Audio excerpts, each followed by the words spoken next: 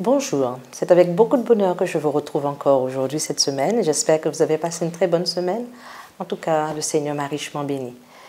Aujourd'hui, nous sommes ensemble encore pour continuer donc l'approfondissement de ce que nous avons déjà commencé depuis déjà 2 semaines, le réveil et réforme dans les vies. Alors nous allons aborder un autre volet qui est l'importance de la parole de Dieu au cœur du réveil. Nous aurons l'occasion donc de discuter de tout cela avec les 2 invités que vous connaissez déjà, ce qui est Jean-Jacques Chaffograc. Bonjour Jean-Jacques. Bonjour. Et Erwin Kestner. Bonjour Erwin. J'espère que nous allons, avec la grâce de Dieu, pouvoir apporter des éléments qui permettront à tout à chacun de pouvoir approfondir leurs réflexions. Avant de commencer, comme d'habitude, nous prions. Puis-je t'inviter à prier? Notre Dieu, notre Père Céleste, nous voulons en cet instant réclamer ta présence alors que nous allons ouvrir ta parole et l'étudier. Puisses-tu nous guider par ton Esprit Saint et que tous ceux qui suivront cette étude, y compris par Internet, auront ce désir toujours plus profond de la sonder au nom de Jésus-Christ et pour ta gloire. Amen. J'aimerais pouvoir rappeler des choses qui ont été dites déjà les 2 premières semaines, à savoir que le réveil spirituel, c'est un renouvellement de l'Esprit de Dieu en nous, qui vise à réveiller notre foi un petit peu endormie ou routinière, assoupie. Quand ce réveil est authentique, c'est une expérience extraordinaire qui transforme profondément et de façon durable ceux qui la vivent et cela rend heureux. En tout cas, c'est un vécu de la foi qui pousse donc à s'impliquer dans une pratique plus personnelle, plus engagée, plus démonstrative de la foi.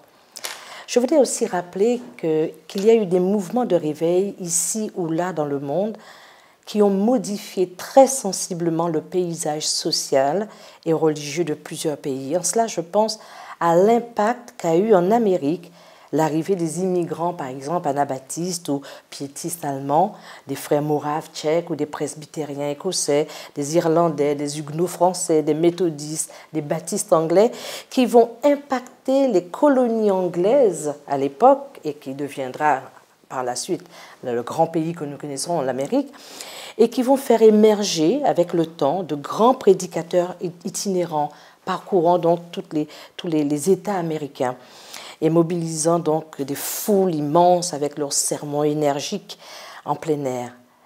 C'est ce contexte qui va favoriser la naissance de l'Église adventiste bien plus tard, au XIXe siècle, issue d'un mouvement de réveil protestant interconfessionnel qui sera conduit et dirigé par un pasteur américain, William Miller, autour des années 1820, voilà. Et avec, donc je disais, donc c'est ce mouvement qui va faire naître l'Église adventiste avec quelques hommes au départ assez influents tels que Joseph Baird ou James White ou Hélène Harmon qui deviendra un petit peu plus tard donc l'épouse de James White. Alors pourquoi je vous en parle? Parce que un peu plus tard nous aurons un petit peu à parler de l'Église adventiste avec le réveil. L'une des premières questions que je vais donc poser à nos invités, c'est comment expliquer, comment comprendre l'émergence de l'Église adventiste qui va se distinguer dans tout ce foisonnement d'idées à l'époque. Comment comprendre cela? Qui veut répondre? C'est vrai que l'Église adventiste est née dans une période de l'histoire de ce monde où plusieurs déjà s'interrogeaient sur la parole de Dieu, leur rapport à Dieu. Elle s'inscrit dans un courant philosophique aussi, où beaucoup de choses étaient remises en question. Parce que de grands historiens, biologistes et autres ont mis en exergue des théories contraires à la parole de Dieu. Et c'est vrai que lorsque l'Église adventiste a vu le jour dans ce 19e siècle, eh bien, elle l'a vu dans un contexte où beaucoup de choses étaient remises en question. L'Église adventiste, pour sa part, va se distinguer, se démarquer en ce sens qu'elle va se focaliser, sur la parole de Dieu, mais dans son rapport à l'histoire. Son rapport à l'histoire, parce qu'elle va chercher à comprendre à travers les prophéties ce que la Bible nous disait par rapport aux événements, et notamment aux événements du dernier temps. Très bien.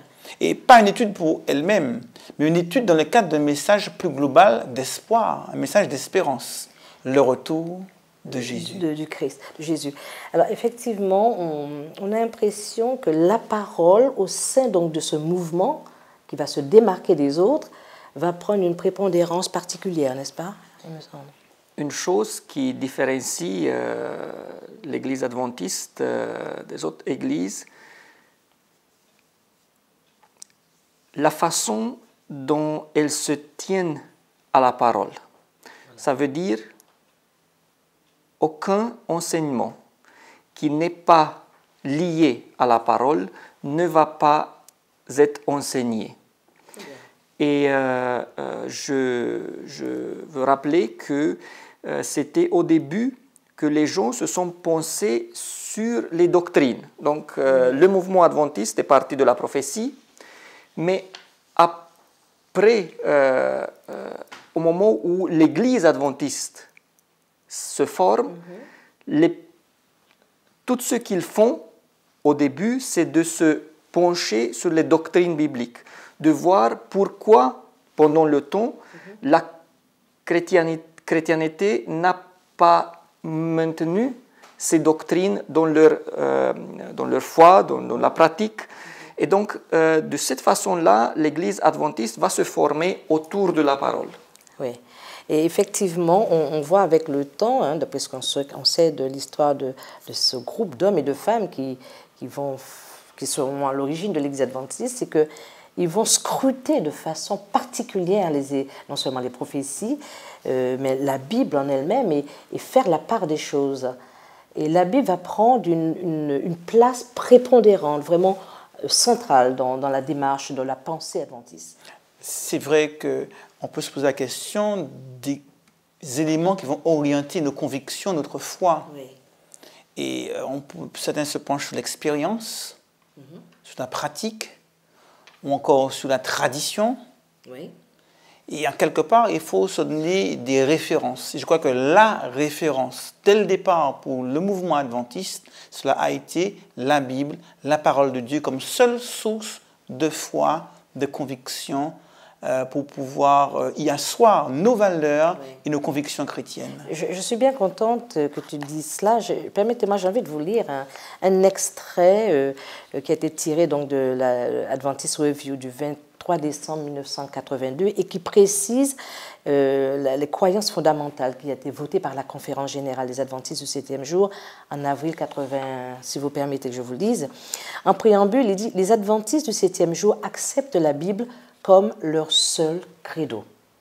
Et il y a plusieurs chapitres après donc, qui va expliciter cela. Et si vous permettez, j'ai envie de lire le chapitre premier qui a été retenu. Il dit « Les Saintes Écritures, Ancien et Nouveau Testament, sont la parole de Dieu écrite, communiquée par l'inspiration divine au moyen des saints hommes de Dieu qui ont parlé et écrit sous l'impulsion du Saint-Esprit. Dans cette parole, Dieu a confié à l'homme la connaissance nécessaire au salut. Les Saintes Écritures constituent donc la révélation infaillible de la volonté de Dieu. Elles sont la norme du caractère, le critère de l'expérience, le fondement souverain donc des doctrines et le récit digne de confiance des interventions de Dieu dans l'histoire. Avec ça, on cite quelques textes, ils ont cité quelques textes fondamentaux tels que Hébreux. Est-ce qu'on on pourrait lire ce texte-là qui se trouve dans Hébreux, le chapitre 4 et le verset 12, qui est un des textes cités qui puisse... on va essayer de comprendre pourquoi ce texte-là, entre autres, a été donc retenu. Est-ce que quelqu'un veut bien le lire? Car la parole de Dieu est vivante et efficace, plus tranchante qu'une épée quelconque, à deux tranchants pénétrantes, jusqu'à partager âme et esprit, jointure et meule. Elle juge les sentiments et les pensées du cœur. Wow, c'est un texte très très fort. Hein? On a l'impression que ce n'est pas un livre, on a l'impression que quand on lit ce texte-là, le mot qui est utilisé, une épée à deux tranchants, pour qu'on connaisse déjà le dégât que peut faire une épée dans un corps, en plus à deux tranchants. Est-ce qu'on peut, je trouve assez particulier que l'apôtre Paul ait utilisé cette métaphore pour expliciter la parole de Dieu. Avant ça, j'aimerais dire, c'est très intéressant, les doctrines doivent être extraites de la Bible. Mais il y a aussi un danger. Si on se penche trop sur les doctrines, et c'était un peu l'expérience de la jeune Église adventiste, on peut tuer le réveil, on peut s'endormir. Mais en même temps, c'est la parole qui nous mène pas seulement dans le credo correct, mais qui nous mène à une vie pratique. À une vie pratique qui nous réveille. Et là, la parole est une épée.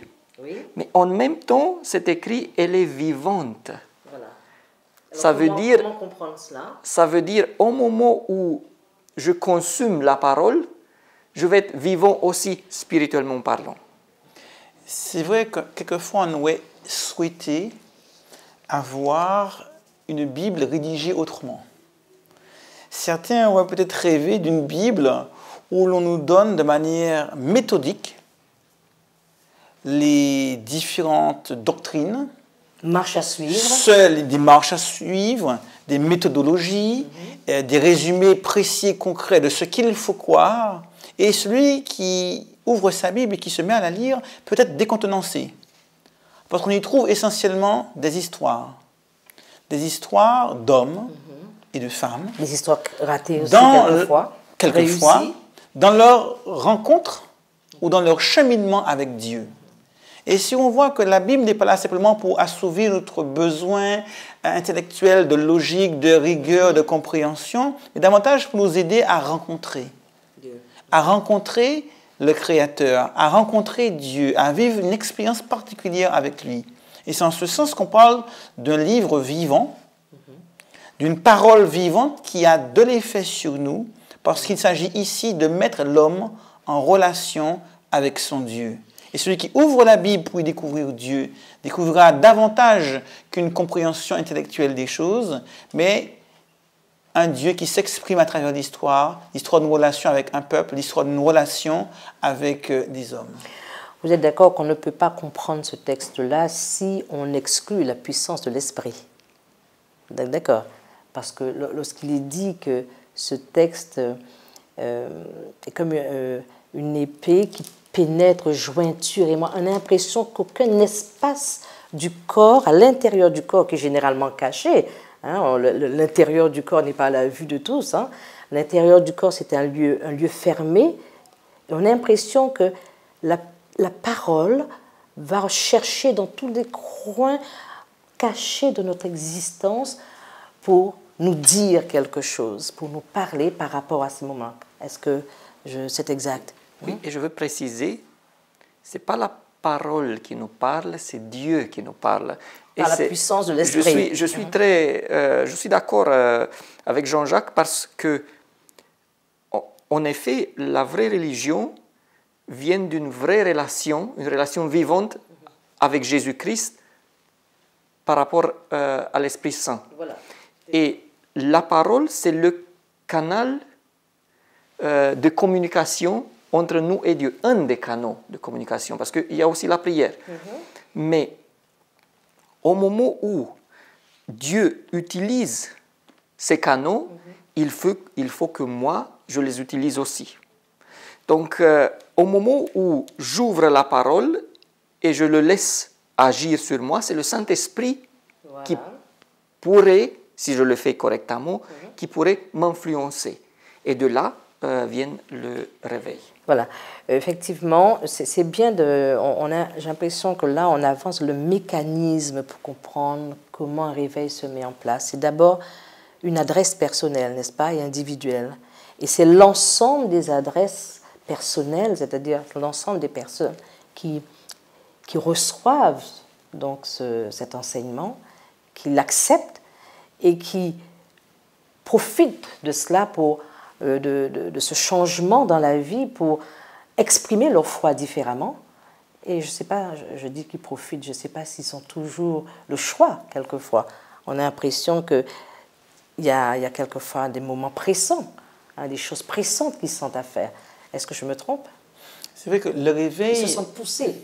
Le réveil est un mot qu'on utilise pour décrire quelque chose que l'on ressent, que l'on vit, que l'on partage individuellement ou collectivement avec d'autres. Toujours est-il qu'il est question de rencontre, la rencontre d'un homme avec son Dieu. Je crois que c'est là l'élément essentiel. Pour qu'il y ait réveil, il faut qu'on soit plusieurs, en ce sens que je ne peux pas, moi, être conscient de la présence de Dieu si je ne suis pas désireux de m'ouvrir à cette présence. Dieu ne s'impose pas aux autres. Et l'étude de la parole de Dieu est une manière pour moi d'aller à la rencontre de Dieu. Et en me mettant à l'étude de la parole de Dieu, en la méditant, je me mets dans les dispositions nécessaires pour que Dieu, lui, puisse aussi venir à ma rencontre. C'est cette rencontre entre une personne et son Dieu qui va faire qu'il y aura un changement, qu'il y aura une transformation. C'est pour ça qu'on parle de l'efficacité de la parole de Dieu qui va bouleverser une vie. Oui, et je veux souligner deux mots, étudier et méditer. Et tu as laissé à côté lire. Donc, c'est très bien de lire la Bible, mais ça ne va pas nécessairement déclencher le réveil. Si on la lit seulement, on va apprendre, on va connaître, mais comme c'est quelque chose de surnaturel, il faut plus. Voilà. Il faut comprendre le temps de se pencher au-dessus. Il faut comprendre un texte et qu'on médite à ce que le texte pourrait dire. Et je peux témoigner que les meilleurs moments pour un pasteur, ce sont les moments où il a le temps de se pencher sur la Bible. Il prend le texte, il l'étudie, pas nécessairement les commentaires, mais où il se laisse impressionner. Et ça m'arrive très vite, quand je fais ça, de découvrir des choses à lesquelles je n'ai jamais pensé en lisant seulement la Bible. Et je crois, je veux vraiment encourager tout le monde d'étudier la Bible. C'est bien de lire 2-3 chapitres chaque jour, mais c'est bien aussi de prendre un seul verset, une seule phrase, et de méditer. Et jusqu'à un seul mot aussi, quelquefois. Et on voit parfois combien des idées et combien de profondeur est cachée dans un seul verset. Hermine, merci parce que tu as anticipé la question que je voulais vous poser, parce que j'avais une question que je voulais vous poser. Quelle différence il existe entre le fait de lire, d'étudier et de méditer? Mais tu as très bien explicité tout ça. Est-ce que tu voulais rajouter quelque chose? C'est vrai que lorsque l'on lit la parole de Dieu, cette lecture sera instructive. Lorsqu'on l'étudie, on va s'adresser beaucoup à la dimension intellectuelle.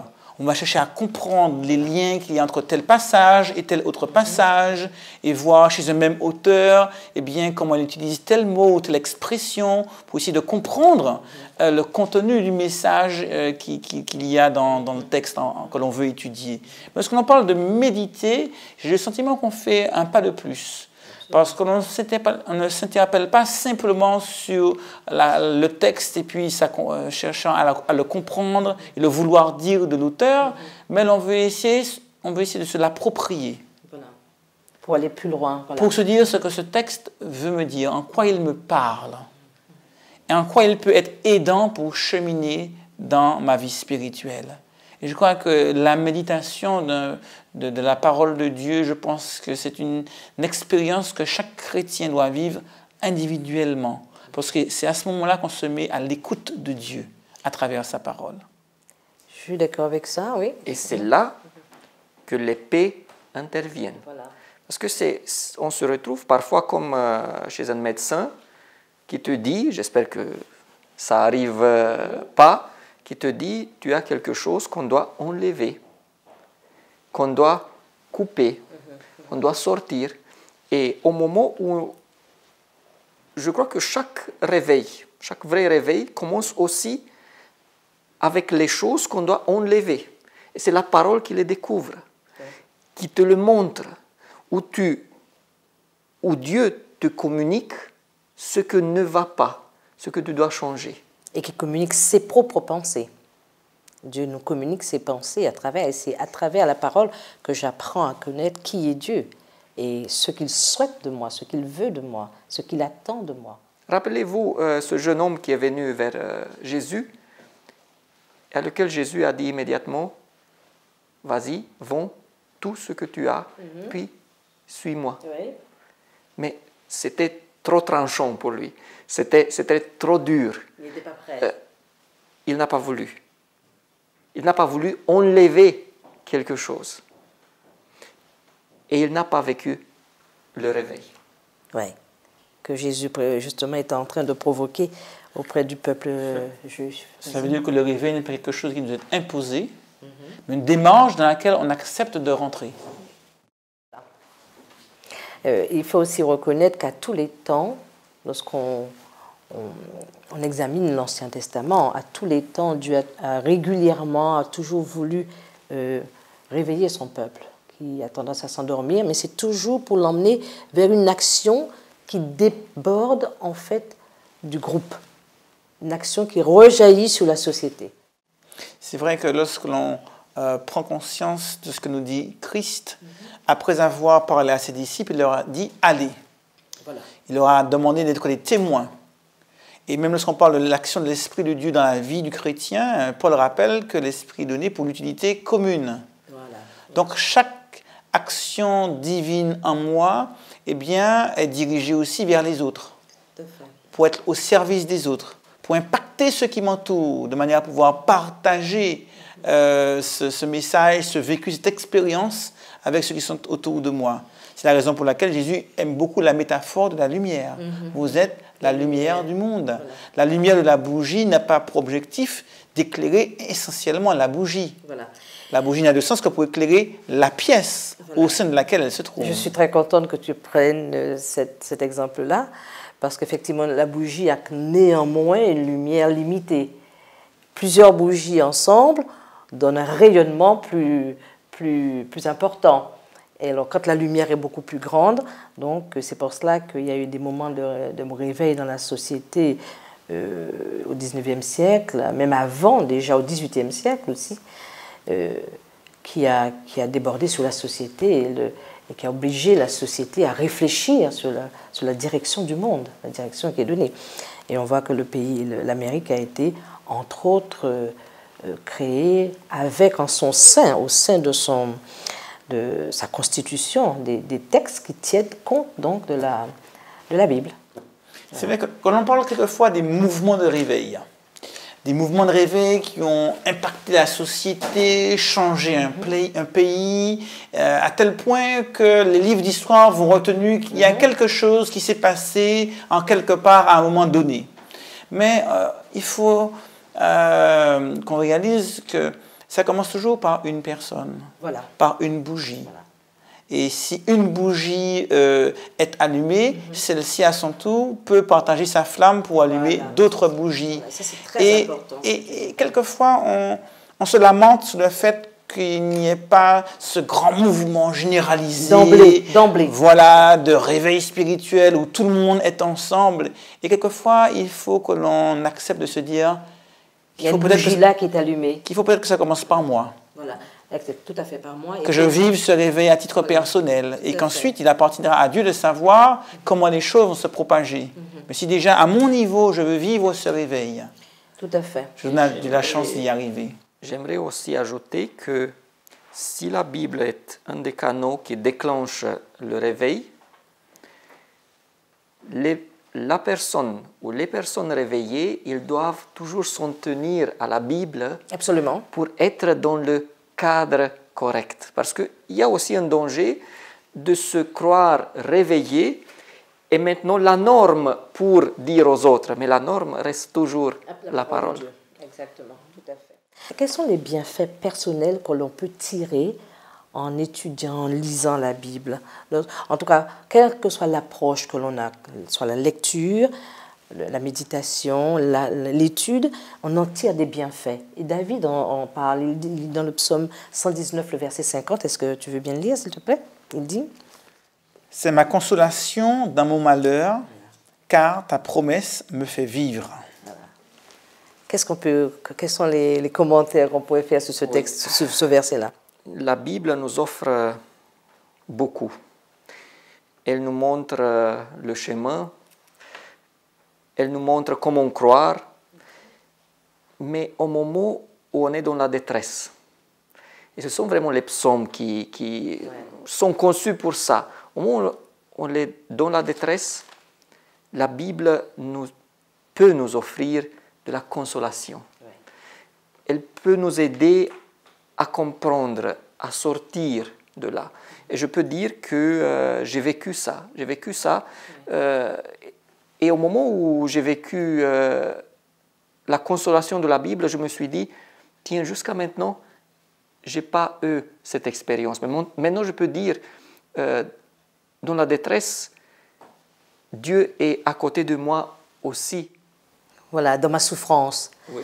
Et le verset 116 aussi dit quelque chose. Et David dit, « Soutiens-moi selon ta promesse afin que je vive. » Voilà, et il va dire, « Et ne me rends point confus dans mon espérance. » Alors, quand on lit la parole de Dieu, on trouve vigueur, on trouve confiance, on trouve aussi l'espérance. Ou alors l'espoir dans la vie d'aujourd'hui, la vie qu'on vit, la vie trépidante. On a l'espoir. On interprète de façon plus claire ce qui nous entoure parce qu'on comprend déjà, on arrive à expliquer ce qui nous arrive. L'apôtre Paul va compléter un petit peu tout ceci dans ce verset qui est tiré donc de 2 Timothée 3, versets 16 et 17. Un passage qui me paraît assez complet pour comprendre l'utilité de la parole de Dieu pour le chrétien. Paul nous dit ce qui suit. « Toute écriture est inspirée de Dieu et utile pour enseigner, pour convaincre, pour redresser, pour éduquer dans la justice, afin que l'homme de Dieu soit adapté et préparé à toute bonne œuvre. » Donc on voit bien ici tous les rôles joués par la parole de Dieu. Enseigner, comprendre la différence entre le bien et le mal, le vrai et le faux, la vérité et l'erreur. C'est le rôle de la parole de Dieu. Et non seulement il y a cette prise de conscience, cette démarche intellectuelle, mais il y a plus encore cette volonté de se laisser transformer par la parole de Dieu, utile pour corriger. Voilà. C'est vrai que c'est quelque chose de difficile à comprendre. Et qu'on ne va pas chercher à expliquer le mécanisme en jeu ici.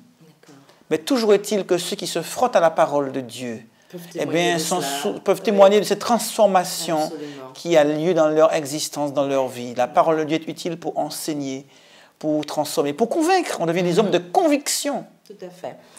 Il y a aussi un texte que je trouve magnifique qui se trouve dans les psaumes, toujours 119, le verset 105, et que je crois que tout le monde connaît même sans lire.